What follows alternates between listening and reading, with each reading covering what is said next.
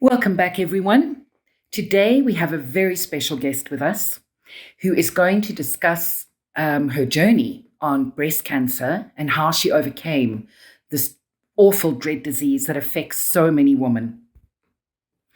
Nicki Fenthum was diagnosed with stage 1 breast cancer in her late 40s in January 2017 and underwent a bilateral mastectomy in February of that same year, followed by reconstructive surgery.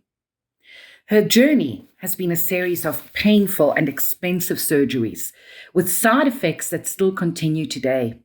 Luckily, though, she has defied the odds and remains in remission.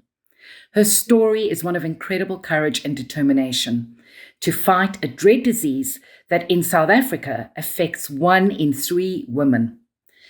What's more, her story holds out hope for women being diagnosed with breast cancer today. Nicki, thank you so much for making the time to speak about your journey. Talk us through what led up to your diagnosis. Liana, thank you so much for giving me the opportunity to speak to you.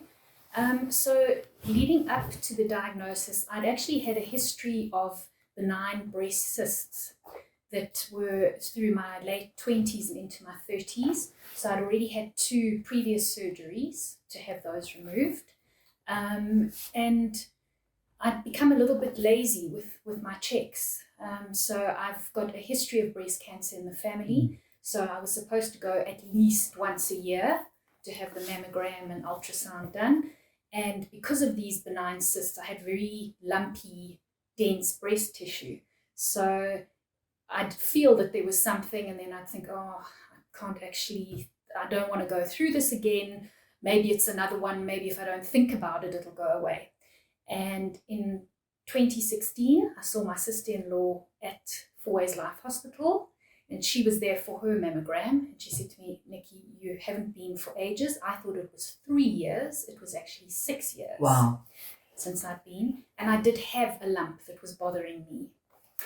I could feel it. It was burny and it was painful. And as true as nuts, I went for the mammogram. She had a look and said, "I need to do an ultrasound." She then said, not only do I need to, I can see on the ultrasound we have a problem. I need to do a core needle biopsy now, which she did. And it took, I think, 8 or 9 days for the results to come back. And then I knew, I could see on the ultrasound that particular lump looked different.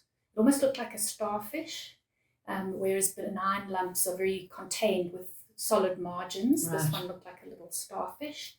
And yes, that was how things led up to the diagnosis. So it must have been an incredible shock. It was a shock, and I don't think anything prepares you for those words, for someone to actually say, "You have breast cancer." How did you prepare, though, for the treatment that you had to undergo physically, mentally, emotionally? How did you prepare yourself? One of the things that actually gave me strength, Joost van der Westhuizen, that wonderful rugby player, South African rugby player, so he was going through that horrendous illness that he had at the time, and he said something that stuck with me, and it was, "Why not me?" So instead of the instinctive, "Why me? Why is this happening to me?" I thought, you know what? Why not me? I have this in my family history. I am a strong person. I will get through this. I'll take it one day at a time, one surgery at a time, one appointment at a time. I was very blessed because I'm surrounded by amazing friends and family. And that was how I tried to tackle things, just one small moment at a time. So aside from obviously your friends and your family, where would you say you found the strength to draw upon to fight this disease? Was it something inherent in you? I'm not giving up. I'd have to say a bit of that, because inherently, so I've been through quite a lot already. I unsuccessfully tried to have a child for several years. So I went through IVF with donor eggs, and couldn't have a child, so ended up having a hysterectomy. So that journey had just preceded this diagnosis.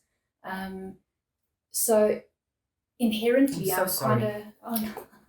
Thank you. Inherently, I'm quite a strong person, and I hold things inside. What I did realize at the end of this ordeal was that I hadn't dealt with things quite as well as I thought I was at the time.